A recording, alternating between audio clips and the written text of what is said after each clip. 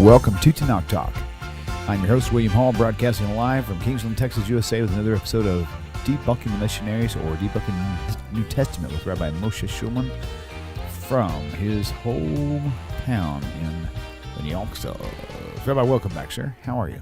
Oh, how you doing? I'm just trying to bring you up under YouTube here so I could see if anybody says anything. Very good. All right. Well, that's good to see. And so this is going to be a live call-in show. So the number is 855-952-4253. That's the, if you want to break the code on your screen, 855-95-BIBLE. So 855-952-4253. I'll slap that in chat here in just a minute. And then we'll open the phone lines up, literally, like right now. Rabbi, it's good to see you, and looking forward to tonight's show, and also looking forward to, hang on, I did something here. Okay, my password doesn't match. Don't you just love that? Okay, so moving on. I have a question for you, which will be a good starter question for the show tonight. Okay, so the first, let me express a premise, and then I'll ask the question. So, my understanding of how the history of Judaism and how the history of the children of Israel happened was, once the kingdom got divided, you had Judah, Benjamin, and Levi stayed in the southern kingdoms. Later on, the disbursement happened, and so did all the other tribes get dispersed, or was it including Benjamin as well? That's not the question, though. Bear with me. The question revolves around, why is it that the tribe of Judah, or I know that the term Jew is kind of multitasking here, but why is it that the tribe of Judah believes that they are really the ones who are responsible for all of Israel? Whenever God said, to do this, he spoke to the children of Israel. Well, the argument is, Benjamin and all these other tribes were also part of Israel. So why is it that Judah or the Jews think that they've got the monopoly on this thing? That's the first question. Okay. Now, I see we're talking about one of these 12 tribers, so we'll deal with that. Maybe not. I don't think it's even a 12 triber. I think it's just someone who, and it could be. The most of the time when I hear that argument, it's usually coming from someone who left Christianity, who feels like that everybody was in Mount Sinai, and not just the 12 tribes. Let's do a little bit of history. Okay, thank you. The reader, the questioner, is probably not as clear in the books of Kings, I guess, is the best place to look for that. The books of Joshua and Judges. It gives a little basis, but once you have the Book of Kings, you really have it. Now, what we find in the end of the Book of Samuel is the kingdom is set up under Saul, and it's a united kingdom of all the 12 tribes. Until that time, each tribe was a separate entity, basically a state of its own. They would do things together.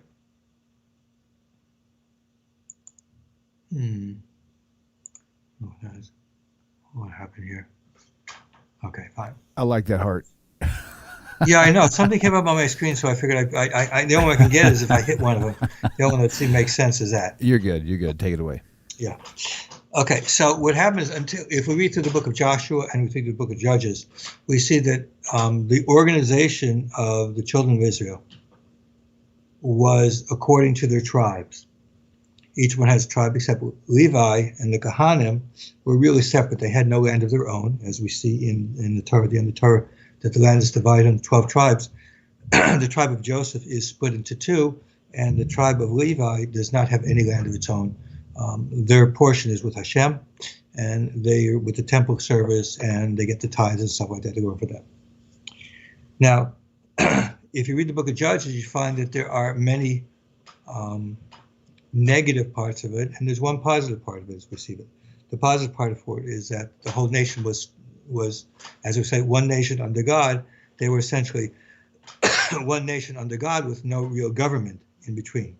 That system didn't seem to work, and so they fulfilled the commandment that says to make a king amongst themselves. The first king was chosen out was King Saul, and that didn't work. And so then the next king was chosen out was David. And David founded the Davidic line, which exists until today, actually. The Davidic line as rulers existed through a united kingdom, through David and then through his son Solomon, Shlomo. After Shlomo died, the kingdom was divided. Rehoboam, his son, with Yeroboam ben Nevat.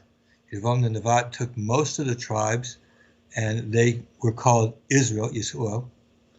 They were most of the tribes, but the other tribes, which were basically Yehuda and Benjamin, and the Levites that were there, made up what was called the southern kingdom, which calls Yehuda under basically from Judah.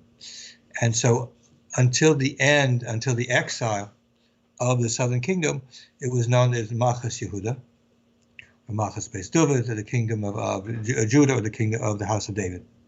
The northern kingdom had various different names because their kingships they had dynasties. The dynasties ended up being short-lived because the kings themselves went into idol worship and they were destroyed. And this lasted for a few hundred years. In general, we refer to them as Ephraim or Shamron, where was their kingdom, even though they had kings and things from different ones of those tribes that were there. Still, that's what it was mostly called.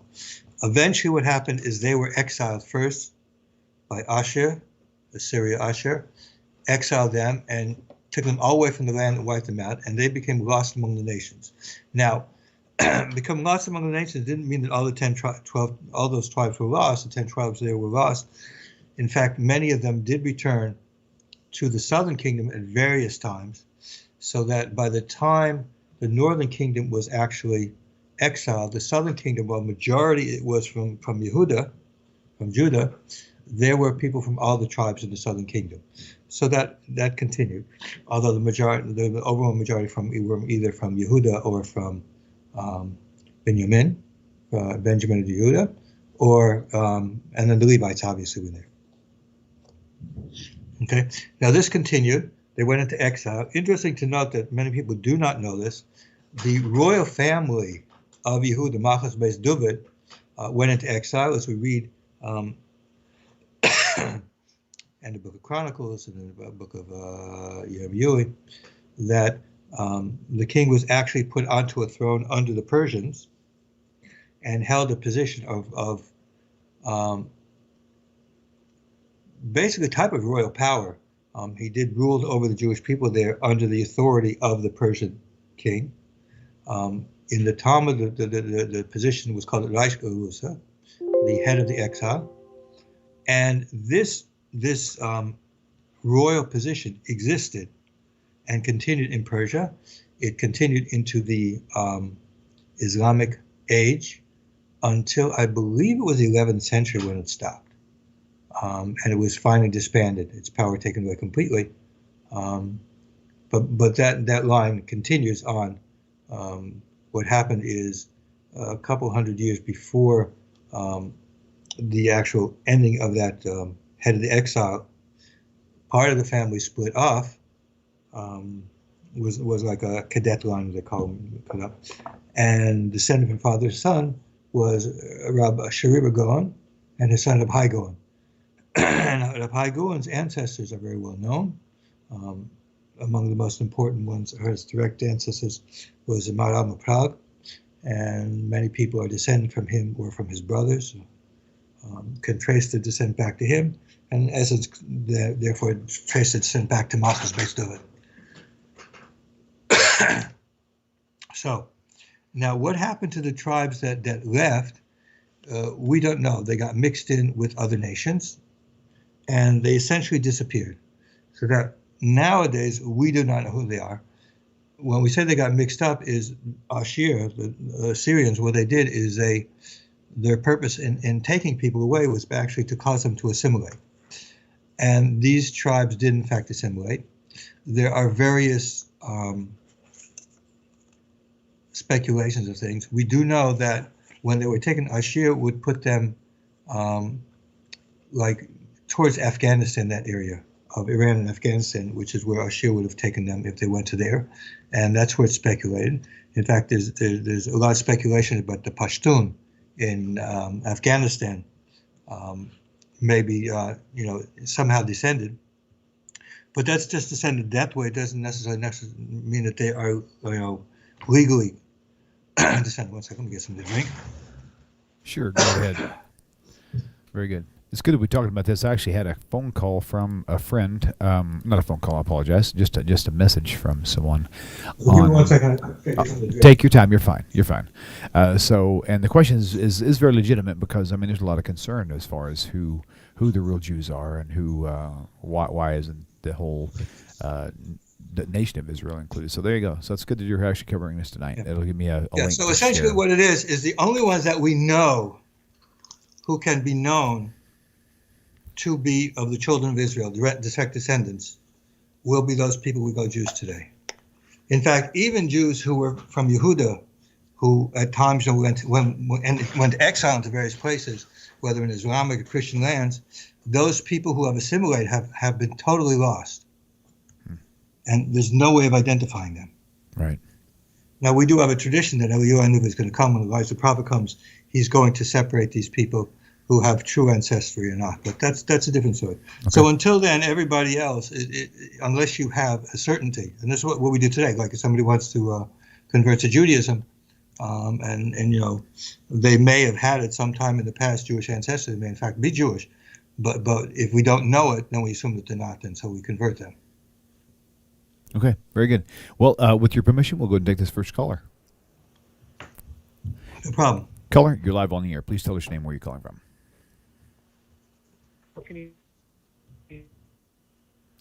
It is breaking up. I can hear you on the line, but it's breaking up like you've got a really bad signal. I can't hear maybe you can hear it better than me because I don't have headphones on, but I can't. Caller, try again. Let me see if I can hear you this time.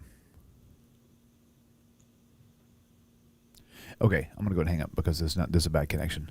Sometimes it happens. I could hear him, but it was a really poor connection. So, if you can call back, you certainly can. There was, and also if you do call in and you can't get through, feel free to leave us a message because we can go back and actually play through the messages and see. And there's a caller now. Caller, you're live on the air. Please tell us your name, where you're calling from. Hello. Caller, you're live on the air. Let me make sure I've got their volume turned up, and I believe I do. Hello? All right, let's go to the next caller. Caller, you're live on the air. Please tell us your name, where you're calling from. Will, it's Paul from San Antonio, Texas. Paul, welcome. You can hear me, right? San Antonio, Texas. Yeah, okay. I can hear you. Yeah, Alamo City. Yes, sir. Very good. Well, welcome back, Paul. So that's good. I'm glad you can hear. It rules out my suspicion on the first two callers that didn't actually hear me, so very good. Well, there was a little quiet period, and then you came through. So it's good. Gotcha. That's a good point. I need to tell, but there's some weird stuff going on with the answer machine on the 800 number. It's like you call in and you like wait for like 15 seconds of total silence, and then all of a sudden you hear me start talking. I don't know why that is. I'll do some research to see what I can find out, though. So go ahead, Paul, with your question. What's the question for tonight? Well, I just want to say blessings to you, Will, and the Rabbi. Thank you. And my question is from the Book of Judges, Jephthah. Yep. A lot of people, Christians especially, say that he sacrificed his daughter. And I know there's different commentaries on that. I just wanted to see if the rabbi could clear that up. Absolutely, you can. Do you want to give me the chapter of that very quickly? Paul, do you know what the chapter and verse is on that? And chapter 11 of the Book of Judges, I think it's verse 30, 31. Very good. Very good. And also, Paul, we also have several videos I've done with Rabbi Singer that's in depth on that as well. If you want to send me an email, I'll see if I can find them for you and send those links to you as well. So it's nice having a lot of extra resources so you can kind of come to a good conclusion. Okay? Yes, sir, Will. Thank you so much. Thank you, Rabbi. Betcha. You betcha. Thank you, man. Go ahead and hang up now. You tune in for your answer. Frank the Tank, good to see you out there, boss. Torlov, we will try to come right back to that, of course. No worries. Hey, Rabbi, before you pick up on this, let's go ahead and close, because this is like a refining question for that. YouTube Torlov says, will the 10 tribes have to follow halakha according to the Jews? Yeah, I know. I saw those two questions. The answer is yes, of course. Okay, very good. All right. There's no different halakha. I mean, there are certain customs, but of course, when the 10 tribes come back, these tribes, let's say somebody in Elijah the prophet comes tomorrow, and he comes to somebody who's living in Afghanistan and says, you know what, you're Jewish and you have to keep the law, you don't have to convert. Okay, fair enough. So what happens is that person will have to keep the halacha. But for example, among the Jewish people today, there's certain things that are customary in different places. Just like in the times of the, we know that there's a story in Nach where we find that from the northern kingdom, some people pronounce Hebrew differently. So different places had certain different customs that didn't affect the biblical commandments, but were certain customary things. So, these customs they won't have, so they will have to, keep things that weren't as far as customs that's concerned. But as far as other concerns is yes. Now, all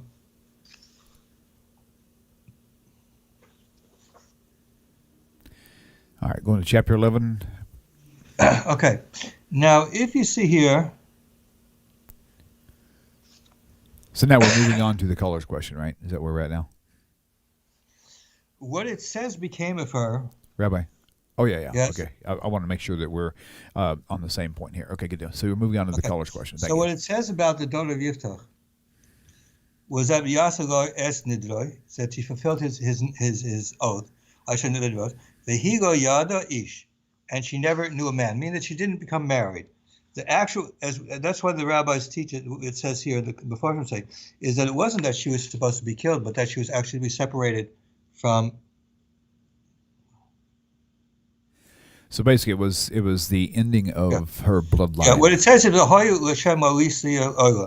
they'll give an offering. Now, an offering could mean a sacrifice, but offering means also something to be set apart. So, for example, if you look at Samuel, Prophet Samuel, when he was born, his mother was told that he shouldn't cut his hair or anything like that because he was going to be separated. Okay? Right. So that's really what the meaning is. An oila means something that's separated purely for Hashem. Okay? Right. So basically, she didn't die. One of the problems with English, of course, is that Hebrew words have nuances that the English doesn't say. So for oila, they'll say a burnt offering is what they sacrifice, because in general, the sacrifice that we call an oila is actually a burnt offering. It's since it's given over to Hashem completely, you don't want anybody to have anything of it, so you burn it completely, so it's no longer usable by anybody else. It means it's given over to Hashem, but the reason why it's burnt is because of that. Oila means something that's brought up. Nice. It's raised up to Hashem. Okay? Separated, raised up to Hashem. The reason why it's called burnt offering is because in the temple, the oila that was there, it was not used, it was burnt completely, because since it was given to Hashem, something that belongs to Hashem, we are not to have any enjoyment from. So it was that. So the word here is ola, but ola means something that's given away, separated. And so she was separated rather than fulfilling her function as a woman, which is to bring more Jewish lives into the world and to be a mother and raise children, something like that. As we see from Chana asked Hashem to have a child because she if she didn't have a child, she would die. Rivka also, very important function. One of the primary functions, of course, of the Jewish nation is in fact to propagate and have children. Avram Avinu in Genesis 18:19, Hashem says the reason why he was chosen out was because that he would teach to his children and his house to follow in the ways of Hashem. You can't have a nation following in the ways of Hashem if you don't have children. So a woman fulfills her part and a man fulfills his part as far as bringing more children to be servants of Hashem. So in this case, she was separated in order to be. That's why it doesn't say that she was killed. So the he lo yada ish. She did not know a man. Wishing yada to know is a euphemistic saying. Because she went to mourn her virginity. She didn't have relations. Right. So she basically went on the rest of her life without having children, which means her bloodline was over at that point. Much like Samuel was separated, and he was, very good. Separated. Okay. There was a question. If there's nobody that called in, there is a question. There is. I've got another caller. Okay, let's take the call, and then there's no question. Sure. Okay, caller, you're live on the air. Please tell us your name, where you're calling from. Oh, hello? Yes, you're live on the air. Oh, yeah, my question, I've read that Jesus was supposed to be an apostolic prophet, and there were others before him and after him. So why do people like Paul in history choose Jesus out of all these people to start a new religion? I mean, what made Jesus different from all these other people? Hey, okay, Dwayne. very interesting. We've discussed this a little bit. And Rabbi, are you clear enough on the question that we can go ahead and hang up on the call? yeah. Okay, Dwayne, go ahead and hang up now, man. We'll What talk to you makes, soon. why Okay? is it that Jesus was successful and others weren't? Thank you, brother. Thank you. Is a question. All right, go ahead. Okay. We have discussed a little bit of the issue here. It's going to come up again in my next unit when I'm going to talk about the unhistorical basis in the New Testament. Especially we're going to talk about the resurrection. And this issue is going to become very important when we deal with the resurrection. We have to understand that religious movements, some bear fruit and some don't. Okay? For example, Islam. Okay, Muhammad was very successful, but there were other people, other people like that were there. Now, in the time of the first temple and second temple, late Temple period, was a very, very, very turbulent time. And at that time, the Romans were there. There was a lot of oppression, and people were looking for a Messiah, Mashiach to come. The Torah does say, the Tanakh says specifically. In the Torah also, we'll get into that one time, but in the Tanakh, there's much more discussion about that. There would come a time where the oppression for the Jewish people would end, and militarily, if necessary, would be establish a state. That's why we find undercurrents in the New Testament of military expectations for Jesus. And in fact, if you look at Josephus talks about a number of messianic, claimants being there, and all of them were in essence military. Their goal was in fact to push out the Romans and to establish a messianic kingdom. Now, what's interesting, and this is a point that I pointed out again, when we get to the resurrection also, because it's very important to understand, to answer some of the more modern apologetics for the resurrection. There's something that's been studied for the last, now it's almost 70 years, since the 1950s, when a book came out, When Prophecy Failed, examining what happens with religious movements when they have predictions, prophetic predictions, and these prophetic predictions don't come to pass. Now, they have some later ones discussed by Christianity. The earliest ones didn't discuss that. What they found was, under certain conditions, these groups will actually, there are a couple of things that they find happen with these groups. Number one is that they modify the original belief system and goals for something different. And number two, they become very evangelical, meaning they try and bring more converts. The particular one was studied in the 1950s study in the book, which comes out in the book When Prophecy Fails, was actually a specific group we refer to them a cult, not a religion, but they believed that men from flying saucers were going to come down on a certain day, and they were going to cause a resurrection and change the whole world, and everything would become okay. Well, obviously it didn't happen. So the researchers who were there just followed what happened afterwards, and while some people did fall away, they modified what success of the prophecy meant, and they became very pushy of this new idea.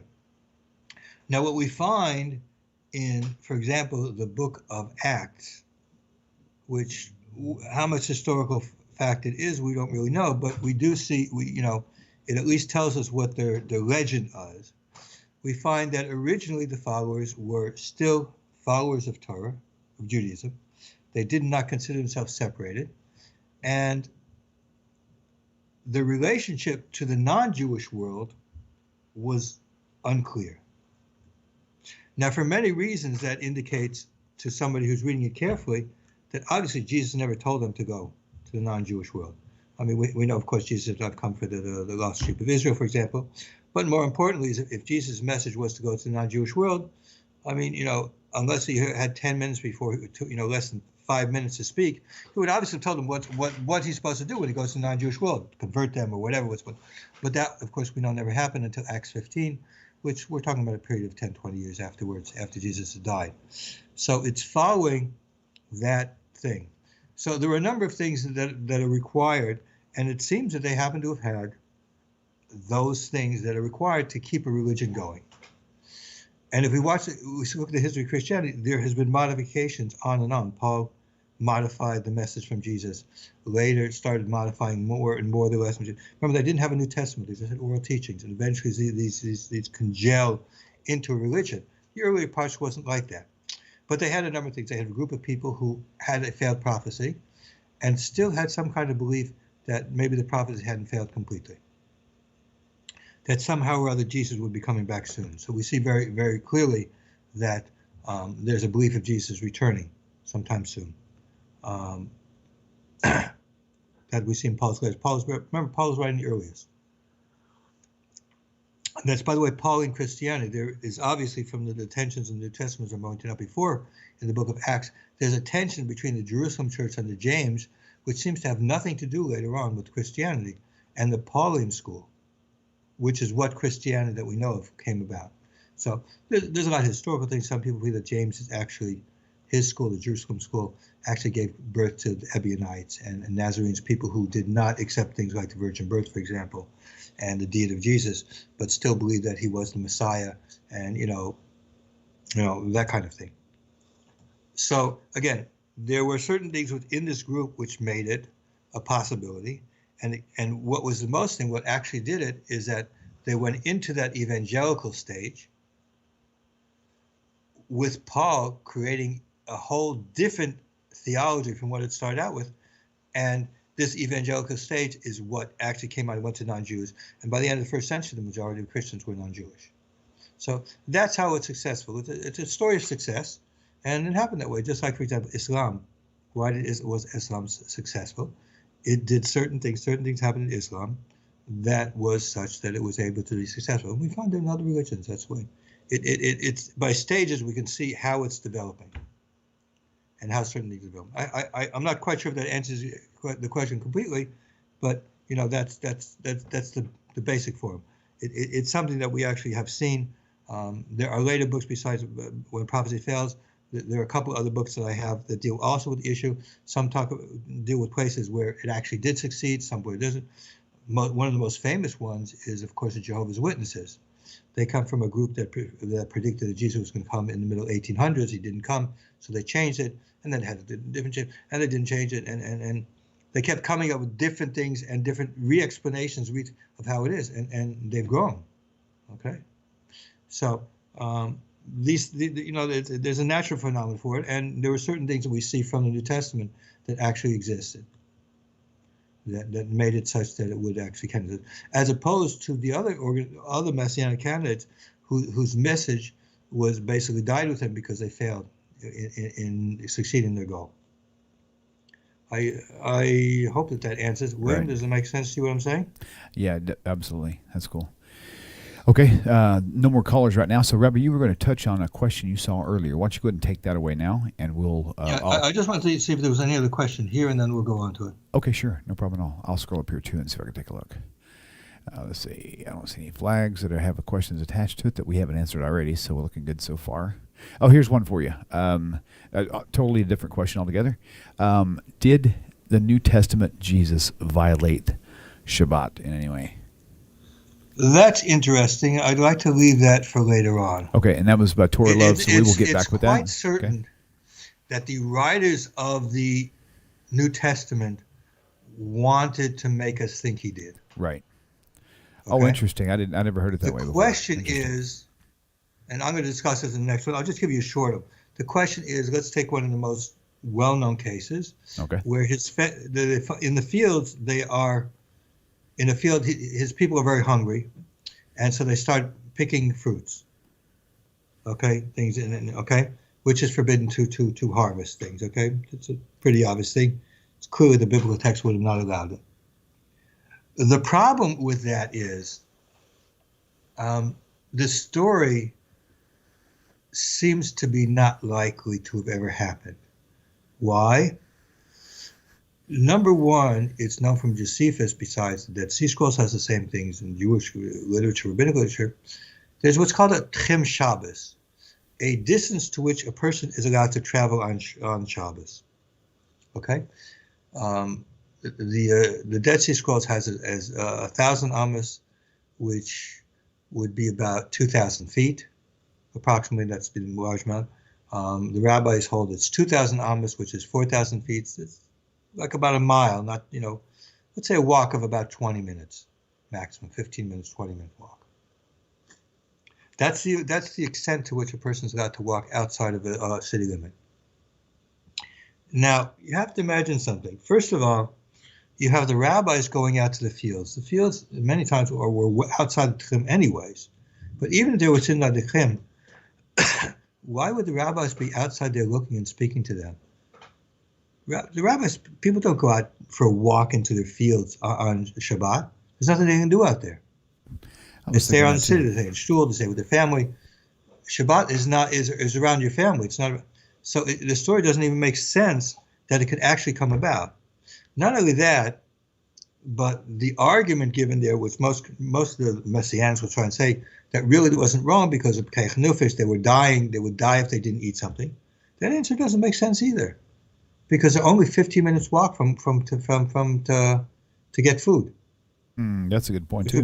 Yeah. So the whole story smacks of something that is put there in order to try and say that Jesus was nullifying something that was known to be wrong. Right.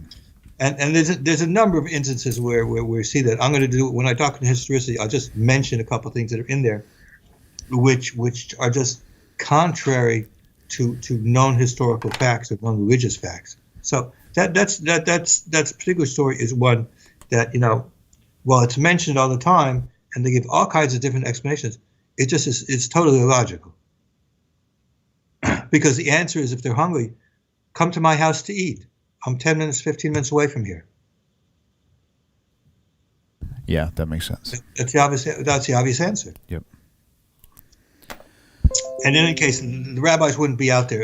And where would they be coming from?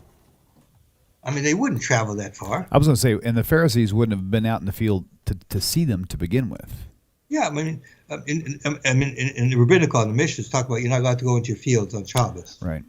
So it was there because you might see something, you want to do something, What do you have to do? You don't have to do, Shabbos, you don't go, So the whole story smacks of something that was made up. That's what I was thinking. Why is it made up? In order to nullify what in the beginning of Acts, actually see that the early followers were strict Torah observant. So it's there to nullify the idea that in fact Jesus and the followers were Torah observant. It's just whatever the beliefs were about Jesus. I mean, they probably thought that Jesus was going to be the Messiah, and he failed. And so since he failed, they came up with different things. But it smells like a story that was made up in order to reach a theological goal, to try and make a point that no, Jesus didn't hold from the rabbis. I mean, in a sense, many times we see things like that. Famous one with Matthew, where he says that the rabbi said on Moses' seat, and that you should listen to what they say, and then he calls them vipers and all kinds of nasty words like that. Right. It's a kind of thing that it's like maybe in the beginning he said, yes, these are people you should listen to, give them respect, and then all this other stuff is said later on. We don't know. But we will get, when I talk about historicity, we're going to talk about, did Jesus actually say some of these things? Did he actually do some of these things? And of course, we know the story about we discussed this earlier, the story about the woman held in adultery. The statement, supposedly Jesus said, he was without sin throw the first stone. We know that story never happened. It was never in the original New Testament. We discussed that once before, how it's found in different places, and even evangelical scholars, very big scholars, evangelical scholars like Daniel Wallace, James White, and others, agree that that's what the case was. Because if we look at the early documents of the New Testament, we find that either it's not there, or it's found in different places. It floats around. It's in John, it's in Luke, it's all kinds of different places. Okay, very good. Still no callers, so if you want to address a question on the chat, you sure can, or bring up something we haven't actually covered in detail yet, that's fine as well. 1 second. I can go back and play some messages, but there's no telling what's on there. So, all right, going back, let's see here. Okay, I see Joseph's asking a question about Ezekiel. We don't know what Ezekiel saw. Ezekiel's describing something that he's seeing. Yeah, vision of some kind, right? Yeah, you have to understand something, and this is very important. When the prophets write, they write what they're seeing based on their own experience, what they're experiencing. Okay? So let's put it this way. If you're colorblind and you don't see colors, when you're going to be describing what a picture looks like, let's see you're looking at Van Gogh, looking at a picture of it, okay? And you're describing what it looks like, you're describing only what you're able to see and experience. Okay? Or let's say that somebody who is sighted is telling you what a beautiful forest or beautiful mountains looks like, but you can't see. Okay? And this is essentially how you have to understand many of these things, like Ezekiel's visions or like Shai Nuvi's visions, that, they're describing what they see, but we don't know what it is because we don't experience it. So we see his descriptions, but we don't know what that is, okay? Because we've never had this kind of personal thing. So, like, if somebody's describing like a flower or something like that, you can describe it in such a way that the person looking at it thinks it's very strange. It's just outside their experience. So I don't think that he was talking about aliens, but he's talking about seeing, things in a dimension in the world that we have no direct relationship to. So he's trying to describe it as he sees it, as he experiences it. But again, he's experiencing something that he's never had before. It's like, for example, if somebody was blind and, and all of a sudden the light comes in, all of these images and things, the person would not be able to organize them in the way that we organize our sight. We have to learn, it's interesting that I was learning about this somewhere, that, when you're born, you begin to see things, and your eyes slowly are able to organize these colors that are bombarding you into forms, into, things that you can experience. And then you can start taking in as you get used to dealing with that. But, if you were blind before and you see it, you'd just be a whole mass of color, and you wouldn't be able to organize it because you've never experienced it. You'd take a time, or maybe you wouldn't even be able to do it at all. But it's something like that. So the same thing when the prophets see these visions, it's like they're being bombarded they're not having been able to see before, being bombarded. So they're trying to explain what they're seeing when what they see depends on their ability to organize this in a way of explanation. I hope this understands it, because it can be very confusing. These people are seeing things that we don't see. Right. And we have a context of things that they don't even have. I mean, we've got so much with television and social media and internet. I mean, we have access to so many things visually that we can explain things better. And I think it kind of reminds me of I have a friend of mine who is about 60 years old now, who was actually born blind. And I asked him a question one time, and I said, if you could regain your sight, would you jump on it, or would you hesitate? And his answer to me, I was quite surprised by. He said, no, if I could regain my sight, he goes, I just simply wouldn't. He said, because I've lived 60 years of my life learning how to live without it, and trying to teach me something that I can't fathom because I have no context of it at all. He goes, it would be like learning a whole new language, learning a whole new lifestyle. At 60 years old, he goes, I'd rather just stay the way I am. So I was like, wow, that was pretty deep thought. So. Right. All right, how are we doing on questions? I don't see. Tori Love asked the question, what is the definition of the holy tongue that Abraham brought across the Tower of Babel? That's Hebrew. Abraham spoke Hebrew. Okay. That comes down to us from him. We actually see that they spoke Hebrew, because Jacob, when he speaks to his father-in-law Lavan, he calls a certain place Gilgal, which is Hebrew, and his father-in-law Lavan calls it in Aramaic, because his father-in-law spoke Aramaic and he spoke Hebrew. I'm sure Jacob was probably bilingual, but his natural language is Hebrew. Okay. Very good. Joseph Glover, thank you. That was very kind of you. Appreciate that. Okay. There are. I think there was another question that somebody asked here. I'm scrolling. Guys, if you do have a question, y'all are doing a great job. put at Tanakh Talk in there, and it'll actually put an orange ribbon on it, and I'll be able to spot it like that. Okay. Finbar asked a question. I don't think Christianity really took off until Constantine, and the populace didn't take to it until after royalty adopted. Okay.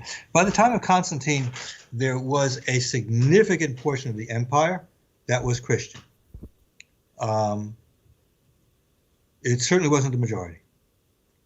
Under Constantine, it became the national religion, but there was not persecution against non-Christians. So it became a national religion. Once it became a national religion, of course, more and more people became attracted to it.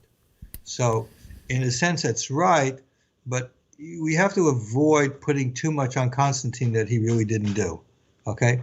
By the time of Constantine, the religion that we know as Christianity or Roman Christianity or Orthodox Christianity, whichever one you call it, basically had most of its format. The main arguments that still existed at the time was between the Arians and the Trinitarians as to what position Jesus was.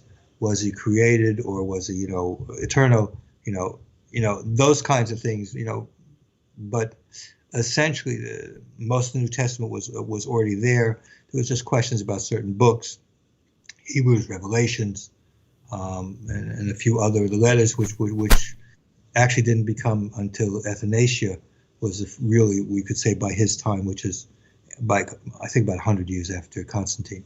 So don't put too much on Constantine that's not there. Constantine, what he wanted to do is, number one, he wanted to make Christianity the national religion, but national religion not in the sense where if you weren't Christian you would be persecuted, which did come later, but to be a national religion as a force of using the religion as a force of unifying. And he also wanted to try and unify the church. All these councils, the Council of Nicaea, was because there was conflict in the church. And for Constantine, in order to have the church be a national church, they had to deal with it.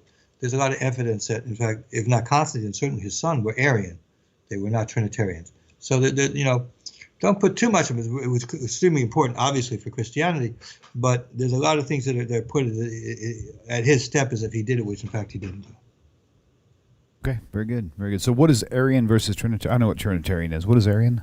Yeah, we're going to get into that when we talk about the nature of God, which is one thing I want to do.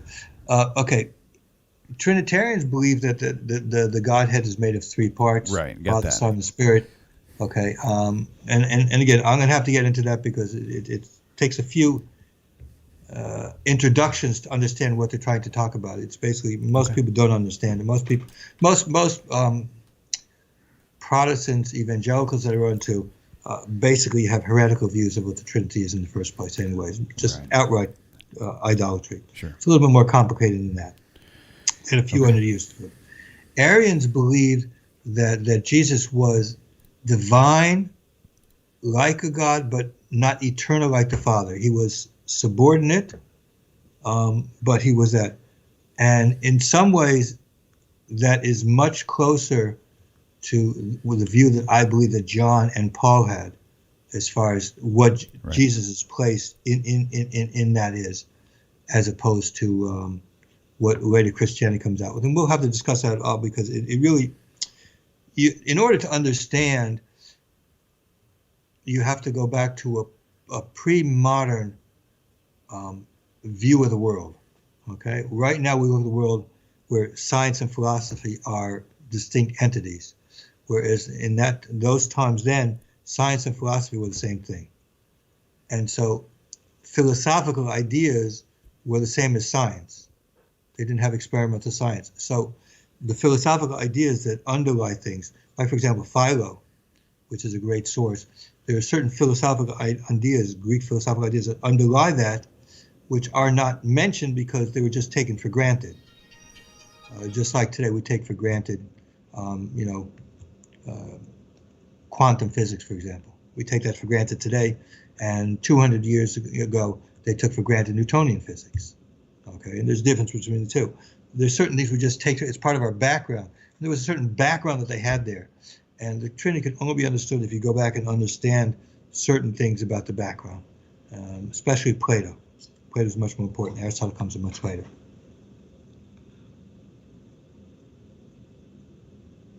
Okay. Yeah, I'm still here. Sorry, I just took a phone call. Hey, man, we're looking for some more questions too now. Yeah, talk about that's a very interesting question. Hey, actually, let's. I've got a live caller. If you want, let's go ahead and take this live caller. Well, okay. Well, unless you've got a short answer, go for it. I can answer question by question because I know what the I don't know what the answer is. It's very interesting. Okay, when sure. until other children start speaking a different language than Abraham? Oh, yeah, I don't know. Yeah. Gotcha. I don't know. Okay. All right, so we'll go and take the next caller. We'll come back to it. We'll see if we can find out. But there you go. Good answer. All right. So welcome to the show. You're live on the air. Please tell us your name, where you're calling from. Hey, if I don't know, I don't know. Caller, you're live on the air. Oh, can you hear me okay? I can. You're live on the air. How are you? Very good. Pretty good. There's another thing that's been bothering me there recently. Marcion of Sinope has been accused of changing the book of Luke, and evidently he didn't like Jews very much. Is there any thoughts about how much editing he did to the book of Luke? Did he do a lot, a little, or how much of an impact do we know sorry, the book of Luke? Who changed the book of Luke? A guy called Marcion of Sinope. Oh, Marcion, yes. Yeah, okay. Very interesting. Marcion is very interesting. Go ahead and hang up now. You can tune in for your answer. Thanks, Dwayne. Yeah. Okay, thank you, sir. Oh, you're welcome. Bye. All right, Rabbi, go ahead. Before trying to approach this, just a very quick question. We could actually blame Marcion for there being a New Testament at all, because until Marcion, they really didn't think about saying which book should be, which book shouldn't. Everybody had their own books that they followed. What happens? Marcion was a Gnostic. Okay, he had certain beliefs. One of his beliefs is that the God of the Old Testament was an evil God, not the real God, but Jesus was the real God. He wrote a book called The Antitheses, where it says the God of the Old Testament does this, but Jesus says this. And if you read some of the things like that, you will see that, one second, a lot of his theology has seeped into Christianity until today.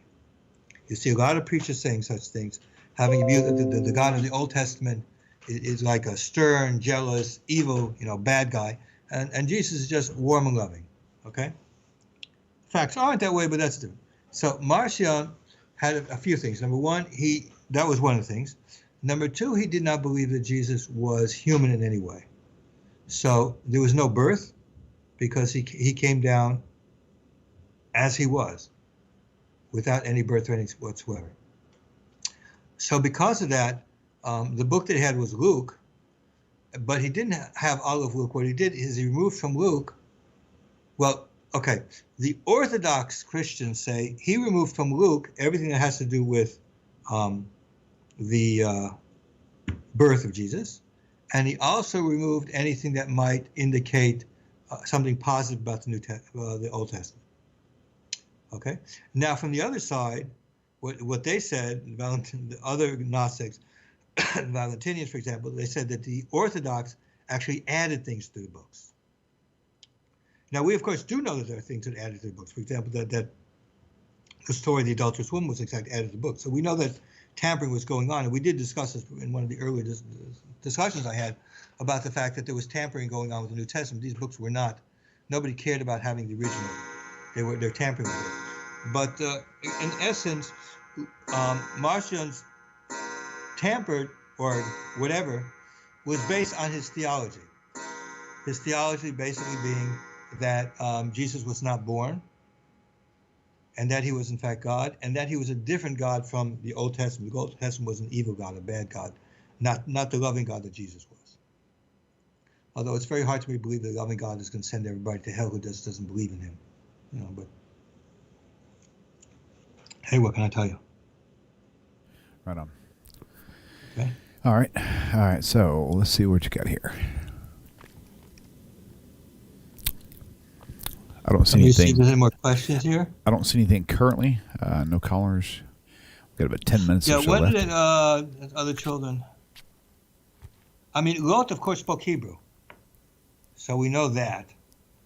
Sur is also descendant. She spoke Hebrew also. So I'm not really sure they changed their language. I think they might have also spoken that language. I really don't know. Okay. Let's see what else is here. As far as aliens from what I don't know. The Torah doesn't talk about. I don't bother. That kind of stuff doesn't mean anything to me. The truth of the matter is that it's. Remember last week I talked about those hidden things are not for us. If there's aliens on other planets, I don't know. Shem could do whatever he wants. I don't really care. It doesn't have to do with it. You have to understand that if you read the Tanakh and you're clear about that, the most insignificant people in the world are really the most important ones in the Tanakh. If you look around the world today, it's very funny. I mean, the Jewish people are like, less than 1% of the population of the world. And just look at how much of the world events revolve around Jewish people.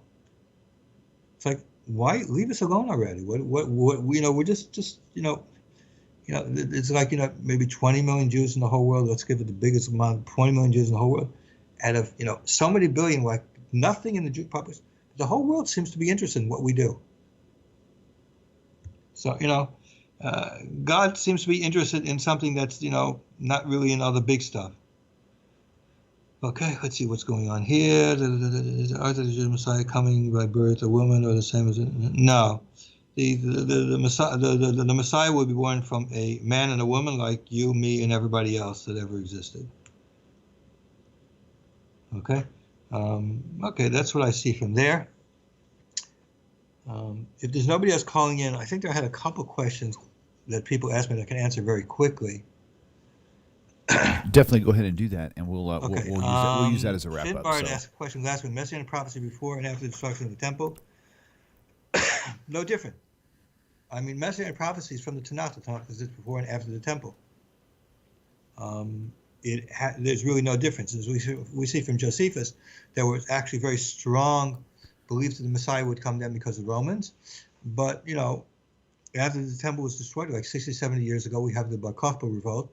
Well, it was also a time when they believed that the possibility would come that, the temple would be renewed and stuff like that. So, essentially, there's no difference. The beliefs are the same. Obadiah asks, is there support for the rabbis for a dying Messiah who is resurrected? Okay. After I finish with the next unit, we're going to discuss about the lack of historical value for the New Testament. I'm going to talk about the real Messiah. When you talk about Messiah, you have to understand that the word Messiah, biblically, and according to the Jews who continue to follow the biblical understanding, is totally different from Christianity. Christianity means, to Christians, Messiah means a single person who's supposed to be, wow, whatever. However, according to the biblical, and when I go through my real Messiah discussing, and I'll bring you all the passages, you find out that, in fact, the Messiah is, first of all, there's multiple people that are called Messiah. And second of all, the Messiah it exists within a certain time frame, within a certain series of events that are happening. And within these events, there are certain people who are called Messiah. Messiah means only somebody who has been anointed. And one of these people, one of the things it's going to be is the King Messiah. So, for example, the Dead Sea Scrolls. You have a Messiah from Israel who's basically the same as our Davidic Messiah. You have a Messiah from Bahar, who is basically the high priest that would be at that time. We see that in Ezekiel and other places. It's not something different. You find that there's a prophet who's coming, who's also being called a Messiah. These are separate people, much like, for example, Elijah the prophet, who we have a medrash that also refers to him as Messiah. There is a Dead Sea text which seems to indicate a Messiah who's similar to our concept of Mashiach ben Yosef, who is somebody who's going to be a warrior, who's going to be successful and gets killed and will be resurrected at that time by Mashiach ben David, but that's all within the same period of time. So in a sense, the answer is yes, but in the sense of Messiah in a Christian context, right, which means Mashiach ben David, which means the king, the Messiah who's going to reign and rule the world, no, there's nothing for this person dying. I think that but if you talk about Messiah in the sense of one of those people who will be part of, the end times story, the end times saga, yes, there is a belief of that. And when I do my thing on the real Messiah, I'm going to spend a little bit of time about that, where these beliefs come from, and what the beliefs are about that. Okay, so that could lead to what would be the final question for the night. Christians, they base their entire faith on the fact that Jesus supposedly had fulfilled a lot of the prophecies, which he didn't apparently, but they believe he did, and that he's going to fulfill more of them, the rest of them, when he returns. Where in the Hebrew scriptures could they get the idea that the Hebrew teachings on a Messiah figure will come twice at two different time frames, 2,000 years apart from each other? Okay, let's go back to this, because this is the question that's important, and I'm going to answer it because the answer I'm going to give you is an answer that explains many things about Christianity, how it develops. Remember, I talked a little while ago, not very long ago, about the failed Messiah, failed prophecies. Okay? All of these things happened is Jesus actually failed to fulfill the prophecies of any Messiah that was known either from the Dead Sea Scrolls or from the people of the time, what they expected. He did not end Roman oppression. So what happened is because he failed at this, they had to find something that he fulfilled. And we're going to go through many of these. But what he doesn't do is that prophecies and passages that I mentioned, open passages. We're not talking about prophecies of verse. Like take the virgin verse as a good example, okay? Isaiah 7:14. The woman will be a child, and she will bear a son called Emmanuel, okay? And that's known supposed to be a prophecy of the virgin birth, a messianic prophecy, okay? But if you read the passage and compare it with those other prophecies that we have, the Jewish people believe, and Christians believe for the second coming, Jews believe for the only coming, there's no comparison to it.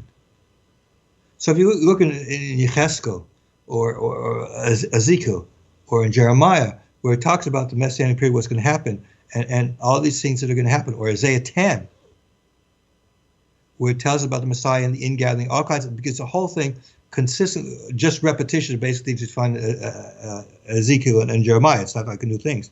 So the problem with Isaiah 7:14, number one, it's the only place it happens. It talks about a virgin birth. Okay. Number two, if you read in context, it's not even talking about a virgin birth. It's talking about a woman giving birth to a child. She's pregnant and living at that time. So all of these things are coming in. Is what happens is when you failed, you look back. And we see some Mormons do it. Many cults do it, looking into the scriptures and trying to make the scriptures say what they want it to be. Okay? So that's where it comes out. What happens is Jesus failed to be a Messiah. People in the time believed he was. And there was a group of people that, still believe in him for a certain amount of time, which happens. But that they changed what the message was by the times of Acts, and then they're looking back into the Tanakh and trying to say, oh, this really means this. And if you look at any of these prophecies, and we'll look at a whole bunch of them, you'll see that none of them in context. The context of Isaiah 7:14 is very simple. It's in context of what we know in the Book of Kings, is that the king there was in mortal danger. The whole house of David was in mortal danger, because what happened is when they would be conquered, what they wanted to do, they wanted to conquer Achaz, wipe out the royal family, and put a new royal dynasty there, as happened in the Northern Kingdom all the time. The Northern Kingdom happened many times, where, for example, when Achaz died and it was killed, his whole family was wiped out, and a new dynasty was started. That's what they did. So when Achaz is being afraid, and everybody around him is afraid, it's because they know that if they're unsuccessful and they lose, they will all be wiped out, and a whole new dynasty, the old dynasty of David would be wiped out, and a new dynasty would be put instead. And that's what it's talking about there. But, virgin birth, this has nothing to do with it. That woman, that child, if you read Isaiah 7, we're going to go through this more in detail, but whatever, but if you read Isaiah 7, it's talking about a child and certain things that happen in a child's life. And if you read Isaiah 8, where it talks about Isaiah's son himself, it says basically the same things that happened during Isaiah's son's time. So these two are contemporaries. But in essence, all of these prophecies that they have is basically looking back and seeing support for a view that they now have, that they've changed from what was there before. Right on. All right, Rabbi, well, that's pretty much going to wrap us up for the night. So it was a lot of good questions. It's good to see all the communication out there in YouTube land, so appreciate you guys. Hey, if y'all don't mind, please take a minute and hit that like button, because it'll certainly help the search. Actually, I guess the algorithms on YouTube, the more likes it has, or the more frequent likes it will actually cause that when somebody searches for a topic, it'll cause this one to show up in the upper. So the more likes you get on there, please do that if you don't mind. So, all right, Rabbi, it's been a great week. Look forward to seeing you next week, same time, same place. And again, let me say something. I do look at the YouTube comments, and I will pull out comments from there. I'm going to look over the chat here to make sure that there was always at the end somebody throws in something. Oh, certainly. So, I want to see if there's anything there that I wanted to answer. Gotcha. I just want to, before I go, Torah Love, you asked a question about the Targum and Rabbi Akiva. I did not have a chance to look into it. One of the problems is I don't have a Targum for Eichel. I have to try and find it. The reason is because usually Eichel is put together with the other four Megillas, and the versions that I have don't seem to have that. I'm going to see if I can try and find it somewhere or other. I'm sure I've got it somewhere or other around here, but I don't really have that, so I can't really look into your question and give you an adequate answer. I hope I'm going to try and find it. Very good. All right, well, Rebbe, we'll see you next week. Shalom, everybody. Hope you guys had a great Hanukkah, and we will talk to you on the other side. Take care, everybody. Shalom, shalom. Good.